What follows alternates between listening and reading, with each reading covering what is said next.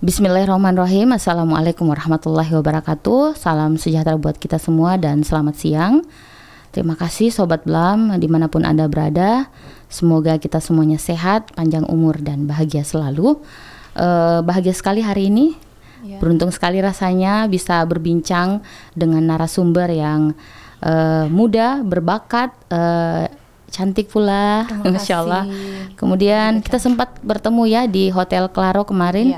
Diseminasi gagasan moderasi beragama di sekitar 2 hari yang lalu ya. Ya, 2 hari yang lalu. Okay. Beliau adalah profesi saat ini yaitu dosen komunikasi organisasi di UIN Alauddin Makassar, kemudian dosen komunikasi publik, komunikasi massa dan jurnalistik. Beliau juga adalah peneliti di bidang komunikasi yang berfokus pada kajian komunikasi organisasi, komunikasi digital, komunikasi publik, media dan jurnalistik. Adapun pendidikan formal beliau itu S1-nya di Hasanuddin ya, Universitas Hasanuddin Makassar. Kemudian S2-nya di Universitas Indonesia. Beliau mengambil ilmu komunikasi dan S3-nya sementara berjalan kembali di alma mater lama di Universitas Makassar, Hasanuddin. S3 ya, ambil apa di situ? Tetap ilmu komunikasi. Ilmu komunikasi. Kemudian ini praktisi dan profesional beliau itu jurnalistik dan pembawa acara. Ya. Mantap sekali. Beliau pernah menjadi host talk show program Sun TV Makassar 2009, kemudian host Jelang Siang Trans TV 2012. Pantas mukanya tidak asing. Kayak pernah lihat di mana begitu. Itu, Kak, 2012. Ya, awal 2011, 2012. Oh iya. Itu kan belum terlalu sering kita buka YouTube ya, jadi masih sering nonton TV. Dulu belum seramai sekarang media sosial. Jadi saya ini Kak di mana ya lihat mukanya ini. Ternyata pernah di Jelang Siang. Ya. Kemudian itu kan acaranya menarik sekali, Jelang Siang itu. Ya. Masih berlanjut sampai sekarang? Kalau sekarang sudah ganti judul, tapi acara dengan format yang sama masih ada di. Oh, tetap. Kan sekarang Trans TV-nya jadi CNN, Kak. Oh iya. Semoga pemirsanya bisa subscribe. Iya. Kemudian beliau juga pernah menjadi co-host program Jelita Indosiar 2013-2014. Kemudian jurnalistik Trans TV Indonesia Jurnalis tahun 2011 sampai 2013, dan di Indosiar juga pernah menjadi freelance jurnalistik tahun 2014 ya. Kemudian prestasinya, ini perlu saya bacakan. Beliau pernah menjadi Miss Celebrity SCTV tahun 2018 perwakilan Sulawesi Selatan. Kemudian Miss Indonesia RCTI 2010 perwakilan Sulawesi Barat. Ada 10 kilogram yang lalu itu. Berarti bertambah atau menurun? Bertambah. Biasalah wanita ya. Orang Sulawesi Barat, daerah Sulawesi Barat? Punya keluarga di Sulawesi Barat. Oke, saya juga orang Sulawesi Barat. Oh. Saya bahagia sekali waktu baca ini. Oh, Sulawesi Barat, jangan-jangan ada daerah Mandarnya ini. Iya, ada daerah kayak transmigrasi di situ. Keluarga saya banyak yang pindah ke situ. Oh ya. Kapan-kapan kita pulang kampung. Boleh jalan-jalan ke Mamuju. Udah lama nggak ke sana. Oh iya. Ya. Setelah gempa nggak pernah ke sana? Belum pernah. Karena waktu itu pas pandemi kalau nggak salah ya, pas gempanya. Iya. Apa kabar hari ini? Alhamdulillah baik, sehat walafiat. Secerah mentari hari ini. Panas terik. Hari ini kita berbicara tentang konstruksi nilai moderasi beragama di media sosial. Saya pikir media sosial itu sekarang menjadi wadah yang sangat dua sisi mata pisau yang bisa membuat orang lain juga menyambungkan manusia. Ya, bisa juga memperbaiki hubungan dan juga bisa merusak hubungan. Banyak kasus ya Kak kayak gitu ya.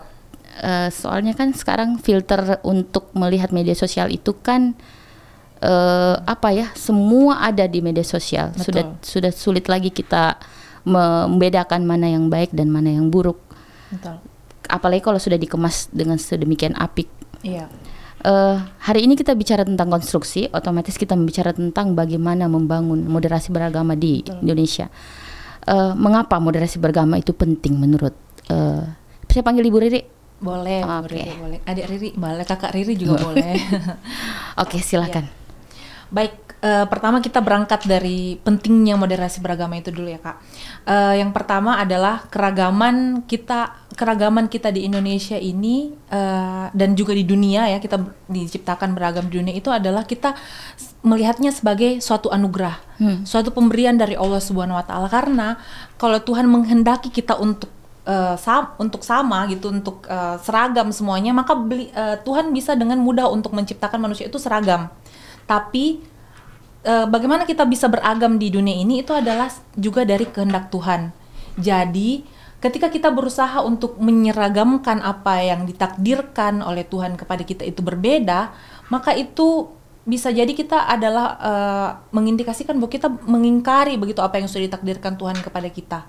Karena itu sebaiknya anugerah itu kita terima, kita syukuri dan kita kelola dengan baik sehingga anugerah tersebut bisa memberikan kebaikan, kemaslahatan bukan hanya bagi kita tapi bagi seluruh umat ciptaan Tuhan di dunia. Yang kedua adalah keragaman dan perbedaan budaya ini selain anugerah juga bagi Indonesia itu adalah suatu kekayaan sebenarnya Kak. Jadi kita ini di Indonesia menurut buku dari Bapak Lukman Hakim Saifuddin dan juga buku yang saya baca itu adalah kekayaan kita bukan hanya dari kekayaan alamnya yang indah, tapi juga dari kekayaan budayanya. Bahkan pada waktu itu rektor dari Universitas Al-Azhar Mesir, Syekh Mahmud Saiful datang ke Indonesia, Syekh Mahmud Shaltut datang ke Indonesia. Beliau menyampaikan bahwa Indonesia ini seperti ibaratnya surga, serpihan surga yang diturunkan oleh Allah ke muka bumi, karena memuji indahnya Indonesia. Sempat dengar juga pernyataan beliau. Iya betul. Karena itu sebenarnya kekayaan kita itu bisa ditunjukkan dari banyaknya suku, ras dan subsuku yang ada di Indonesia. Ada 1.300 lebih suku di Indonesia. Kemudian bahasa juga ada 600 lebih. Kemudian juga agama sekarang yang paling banyak dianut itu adalah 6 jenis agama. Tentunya perbedaan ini kemudian menghadirkan pandangan, pemikiran dan juga ideologi-ideologi yang berbeda dalam melihat segala sesuatunya. Nah, kita kemudian beralih lagi kenapa moderasi beragama itu penting, karena kita kalau dari perspektif komunikasi ya, ada yang namanya komunikasi konflik. Nah, komunikasi konflik itu dilihatnya dari banyak spektrum ya. Jadi dia tidak dilihat dari ketiadaan konflik kemudian menjadi konflik, tapi dari tingkatan dan level tertentu. Nah, level pertama dari konflik itu adalah perbedaan. Kemudian dia meningkat menjadi kesalahpahaman, kemudian dia meningkat menjadi perselisihan dan meningkat menjadi polarisasi. Jadi, ketika perbedaan kita yang begitu indahnya, ketika perbedaan yang membuat negara kita begitu kaya itu tidak bisa dikelola dengan baik, maka dia akan bereskalasi menjadi kesalahpahaman, kemudian menjadi perselisihan, kemudian nantinya menjadi polarisasi. Karena itu pentingnya moderasi beragama itu menjadi semacam pemandu bagi kita ya, untuk bagaimana perbedaan tersebut bisa dikelola dengan baik. Selanjutnya adalah fenomena yang tadi sudah saya jelaskan. Selanjutnya kita juga harus melihat bahwa agama itu hadir adalah sebagai memandu kita untuk damai, untuk memanusiakan manusia, untuk kemaslahatan bagi seluruh umat, bukan hanya umat dari agama kita sendiri. Semua agama pasti mengajarkan kebaikan, kedamaian seperti itu. Yang kedua, tapi ajaran agama yang begitu damai, tentunya ini kemudian menjadi berkembang, karena berkembangnya juga umat beragama. Betul. Jadi umat beragama yang kemudian nanti jumlahnya bertambah banyak, itu kemudian nanti memiliki sukunya sendiri, budayanya sendiri, yang menginterpretasikan ajaran agama tersebut dengan caranya masing-masing. Nah, karena itu di Indonesia kita sudah ada pendiri-pendiri bangsa kita yang kemudian membuat suatu konsensus bersama menyatukan segala perbedaan tersebut dengan atas nama Pancasila. Namun, fakta yang kemudian berkembang, fenomena yang kemudian berkembang adalah ketika banyak oknum-oknum yang tidak bertanggung jawab, yang berbuat kurang elok begitu ya, dengan kemudian memisahkan Pancasila ini dengan agama. Padahal sebenarnya Pancasila ini hadir adalah sebagai konsensus bersama untuk menyatukan semua menyatukan. Iya, semua ajaran-ajaran damai, ajaran-ajaran kebaikan, kemanusiaan yang diajarkan oleh agama dan perbedaan-perbedaan yang hadir di Indonesia tersebut, seperti itu Kak. Nah itu kemudian pentingnya moderasi beragama ini kemudian memberikan ruang kepada umat yang memiliki pendapat beragam ini untuk saling berbincang, saling bertemu, saling menemukan titik penyelesaian agar perbedaan tersebut bisa dikomunikasikan, bisa kemudian nanti kita bisa melihat karena begini ya Kak, kalau dalam perspektif komunikasi, konflik itu dilihat juga dari beberapa dimensi. Jadi ada satu dimensi kebenaran, dimensi keadilan, dan yang terakhir itu adalah dimensi keamanan. Jadi apa yang menurut kita benar, itu orang lain belum tentu berpikiran yang sama gitu. Karena misalnya saya melihat dari sisi ini, saya melihat layar, kalau Kakak kan melihat dari belakang. Yep. Jadi kebenaran yang Kakak lihat itu beda dengan apa yang saya lihat, seperti itu. Nah, moderasi beragama ini mempertemukan perbedaan-perbedaan itu, mengkomunikasikannya, mencari titik temunya sehingga perbedaan tersebut bisa dikomunikasikan, bisa dicarikan jalan keluarnya, sehingga kita bisa sama-sama saling memanusiakan dan kemaslahatan umat itu bisa terwujud. Jadi di situ pentingnya menurut saya moderasi beragama tersebut. Berarti sebelum sekarang ada wacana dari pemerintah tentang moderasi beragama, saya pikir orang-orang terdahulu itu hebat sekali karena terbentuknya Pancasila itulah sebenarnya sebelum ada 6 agama yang ada di Indonesia, sebenarnya dia sudah pikirkan hal itu. Sehingga tercetuslah yang namanya Pancasila. Betul sekali Kak. Terus kalau tadi yang dijelaskan sudah luar biasa sekali, yang saya tanyakan itu nilai-nilai yang dipromosikan untuk konsep moderasi beragama itu seperti apa? Ya, nilai yang dipromosikan itu ada 9 ya, yang utama yang dipromosikan oleh ajaran moderasi beragama, yaitu pertama kemanusiaan. Saya nyontek dikit nggak apa-apa ya? Nggak masalah. Nggak dihukum ya. Kemanusiaan. Bukan ujian tutup. Kemanusiaan, kemaslahatan umum, keadilan, keberimbangan, taat konstitusi, kemudian komitmen kebangsaan, toleransi, anti kekerasan, dan penghormatan kepada tradisi. Itu adalah nilai-nilai yang juga diambil dari ajaran-ajaran tentunya dari Al-Quran dan juga ajaran-ajaran dari agama lain, karena kan di Indonesia kan ada 6 agama yang ada 6 agama yang memiliki paling banyak penganut di Indonesia. Kemudian di sini hakikat moderasi beragama itu bukan sebuah hasil, tapi moderasi beragama ini adalah upaya terus-menerus untuk bagaimana umat beragama ini bisa memiliki cara pandang, memiliki sikap, dan memiliki perilaku yang mempraktekkan keberagaman, mempraktekkan agamanya dengan cara tetap memandang kemaslahatan umat lain. Seperti itu.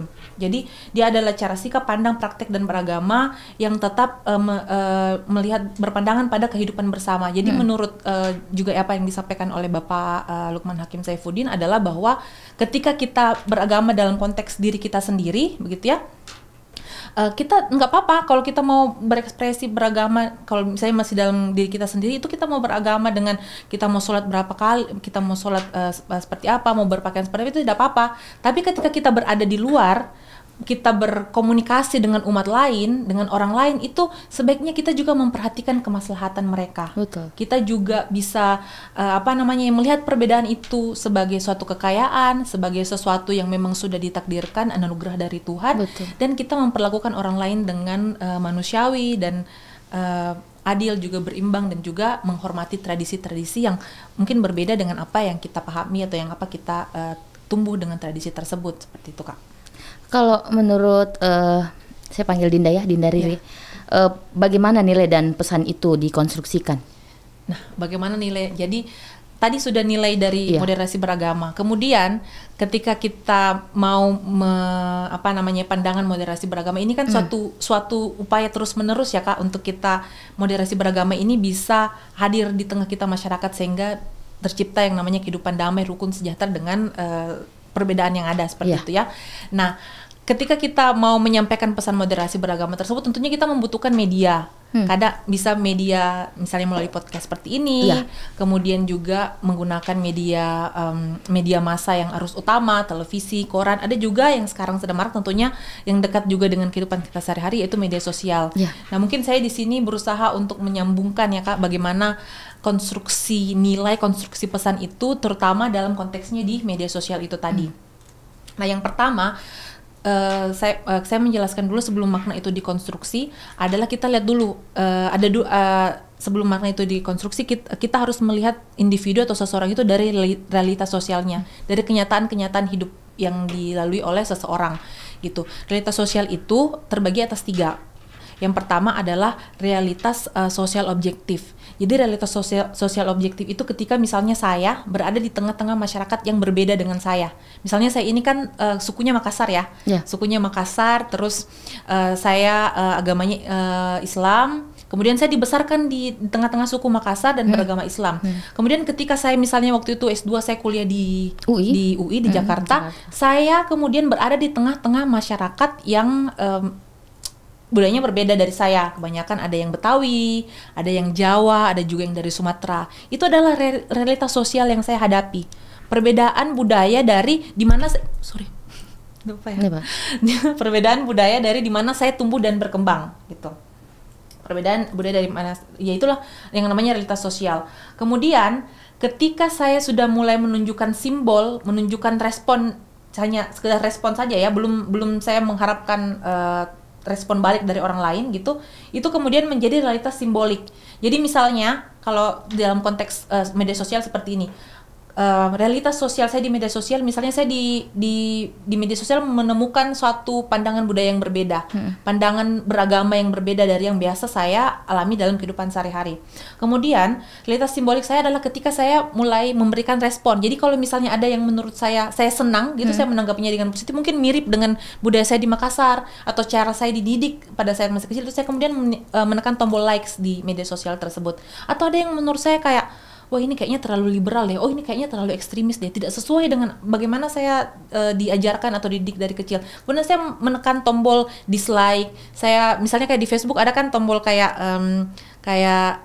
mukanya yang agak nggak senang, sedih gitu, marah begitu kan. Itu kan saya adalah simbol saya adalah bahwa saya tidak, atau misalnya saya menjauhi. Misalnya ada teman saya, misalnya kakak ngajak buat jalan atau kayak ke festival begitu kan yang rame, tapi saya kurang senang dengan festival karena saya terbiasa lahir di masyarakat yang bukan penyuka musik yang rock and roll seperti itu ya.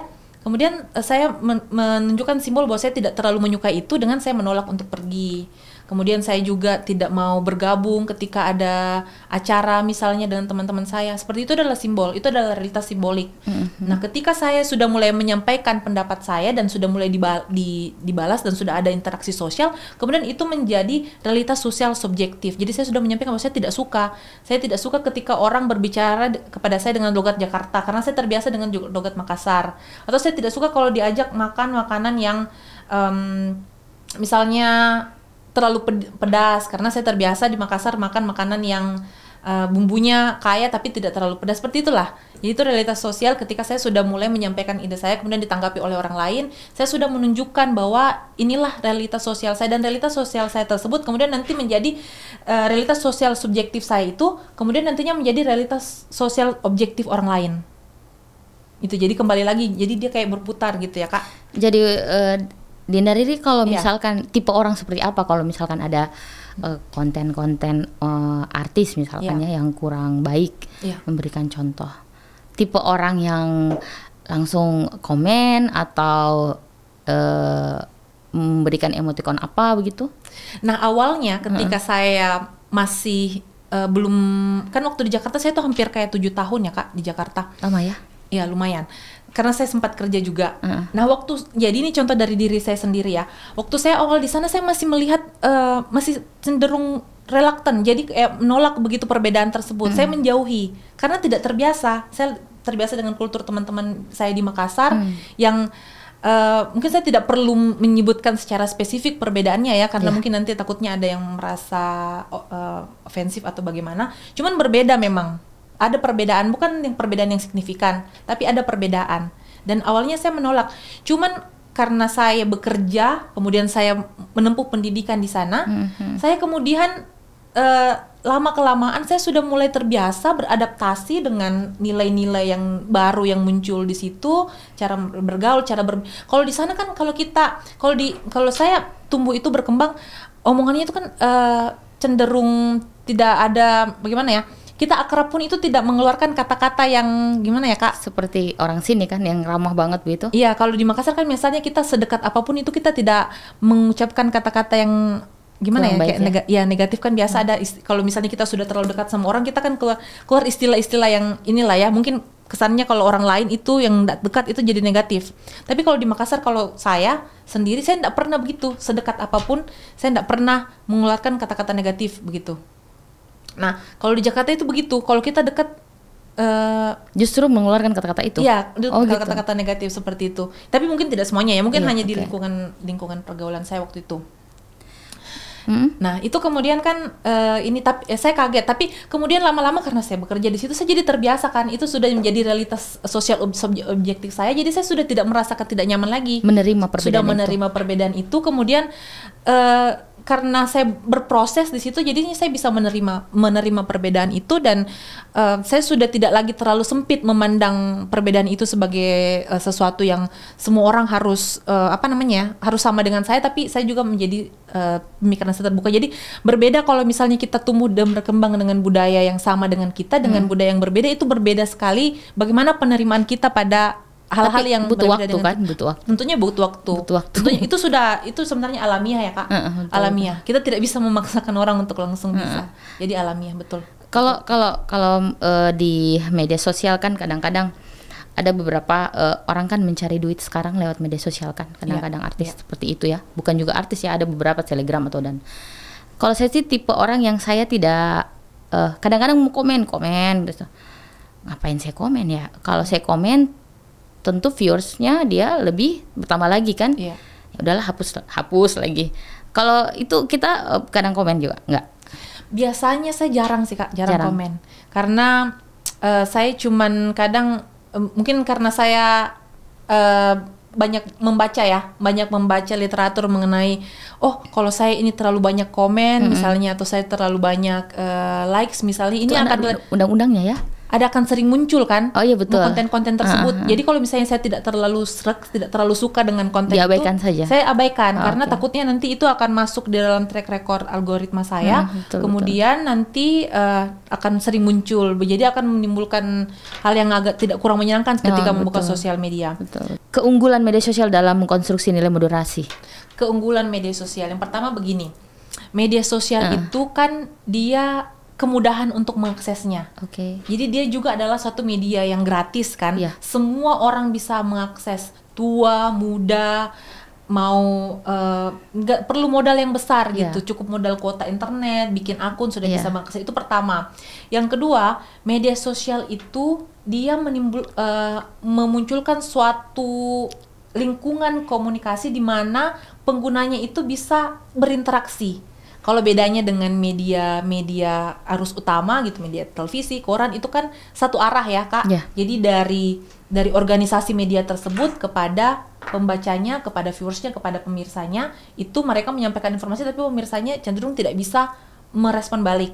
Nah, keunggulan salah satunya dari media sosial adalah penggunanya atau penikmat dari informasi atau media atau konten tersebut, dia bisa memberikan respon, bisa memberikan tanggapan yang nantinya bisa juga menjadi pertimbangan dari si pembuat konten tersebut untuk membuat konten-konten selanjutnya yang memang sesuai dengan audiensnya. Nah, kalau kita menyampaikan pesan-pesan beragama, tentunya itu akan jadi sesuatu yang bagus. Jadi kalau misalnya kita mengkampanyekan moderasi beragama di media sosial, itu kita bisa tahu nanti viewersnya ini, itu juga ada statistiknya. Jadi kita bisa tahu usianya, kita bisa tahu sukunya dari mana, jenis kelaminnya siapa saja. Itu kan kita bisa jadi nantinya membuat strategi komunikasi yang lebih tepat sasaran dengan audiens yang mayoritas menyaksikan atau menikmati konten-konten yang dibuat tersebut. Itu keuntungannya kalau misalnya kita membuat menjadikan media sosial sebagai media untuk mengkampanyekan atau mensosialisasikan nilai-nilai tersebut.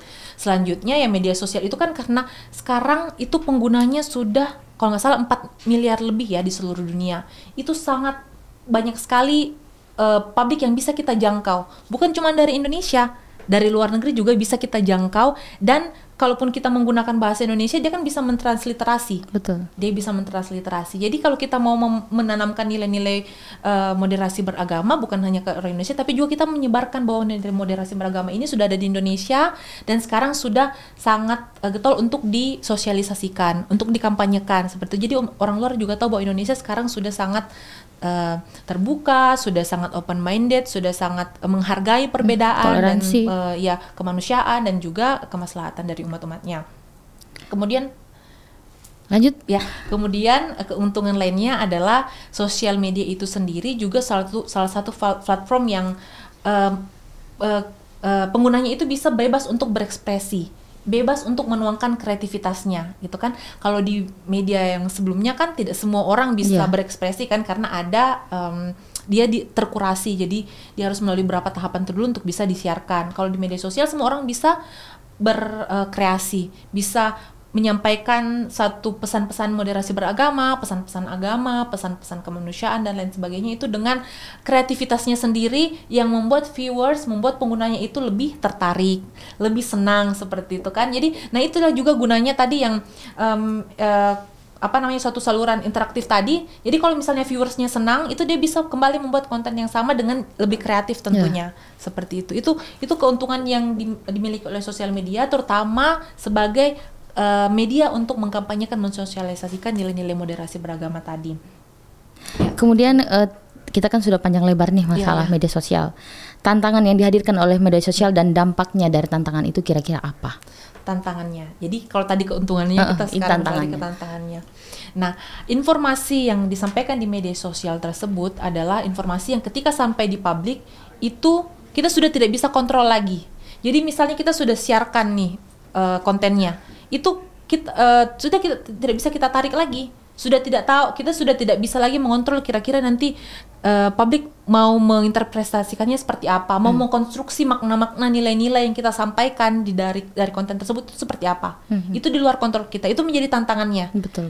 Nah, yang kedua adalah karena semua orang bisa mengakses, semua orang bisa membuat konten di sosial media, itu kemudian kalau kita menggunakan konsepnya Van Dijk, itu kemudian akan menyebabkan seseorang yang membuat konten tersebut bisa bisa menampilkan pesan-pesan moderasi beragama yang sesuai dengan pemahamannya. Nah, bagaimana dengan yang kurang paham? Dia cuma tahu moderasi beragama itu moderat gitu, di tengah-tengah. Tapi nilai-nilai lainnya yang mau dipromosikan itu dia tidak begitu memahami gitu. Yang itu bisa berpotensi dia akhirnya mengajarkan atau menyampaikan nilai-nilai lain yang mungkin tidak tepat dengan moderasi beragama itu sendiri. Karena kan semua orang kan bisa, ya semua orang bisa memakai simbol moderasi beragama, tapi tidak semua nilai-nilai moderasi beragama itu dia pahami, dan nanti yang akan disebarkan di publik juga akan berpotensi membuat publik juga jadi salah paham. Betul. Gitu, itu salah satu tantangannya juga. Tantangannya ya? Iya.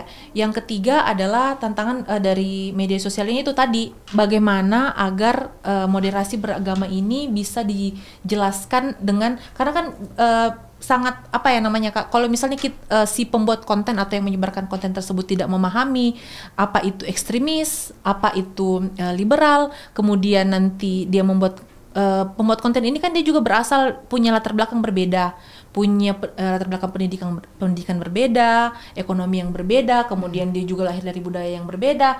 Nah, itu akan sangat rentan masuk corak-corak dari latar belakangnya tersebut ke dalam konten yang dia sampaikan, dan yang itu tadi akan sangat rentan juga bagi si penikmat dari konten tersebut untuk memaknai dengan cara yang berbeda.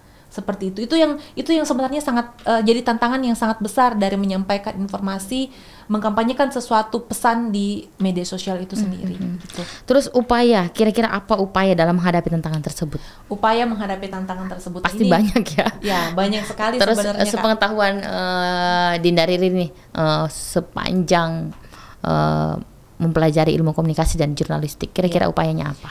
Baik. Yang pertama sih saya setuju dengan apa yang disampaikan oleh Bapak Lukman Hakim Saifuddin di bukunya ya. Iya, baik di buku ini maupun juga dalam beberapa seminar dan diseminasi yang menghadirkan beliau sebagai narasumber, itu pentingnya pengetahuan dan pemahaman. Jadi memang sangat penting sekali kita melakukan yang namanya pelatihan, diseminasi gitu mengenai ajaran moderasi beragama ini untuk menanamkan nilai-nilai yang memang ingin disampaikan oleh moderasi beragama ini kepada halayak. Seperti itu satu. Yang kedua adalah pendidikan literasi digital. Pendidikan literasi digital ini terutama kalau misalnya kita mempergunakan platform media sosial sebagai platform kita untuk menyampaikan informasi, sosialisasi, itu sangat penting sekali. Pendidikan literasi itu menjadi fondasi. Jadi kalau misalnya pendidikan moderasi beragama ini adalah rumahnya, pendidikan literasi digital itu adalah fondasinya yang membuat rumah itu kokoh berdiri. Karena pendidikan literasi digital ini menanamkan bahwa bagaimana agar pengguna sosial media ini bisa lebih cerdas dalam memfilter informasi yang mereka serap, yang mereka terima di media sosial. Yang kedua juga mengajarkan juga kepada pengguna bagaimana keamanan dalam bermedia sosial, tidak asal share, tidak asal membagikan informasi kemudian tidak di cross check ulang. Kemudian juga bagaimana lebih beretika dalam menggunakan media sosial.